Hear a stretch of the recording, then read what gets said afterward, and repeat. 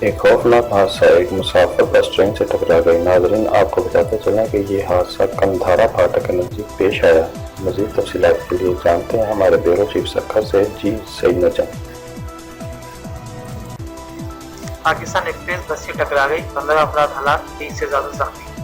تفصیلات کے مطابق کراچی سے پنجاب جانے والی پاکستان ایکسپریس کندھارا پھاٹک کے نزدیک پھٹک نہ ہونے کی وجہ سے ایک مسافر بس سے ٹکرا گئی، جس کے نتیجے میں 15 افراد کے ہلاک ہونے اور 30 سے زیادہ زخمی ہونے کی اطلاعات مل رہی ہے، جبکہ سول ہاسپٹل سکھر کے ذرائع نے اب تک 12 افراد کے ہلاک ہونے کی تصدیق کر دی ہے۔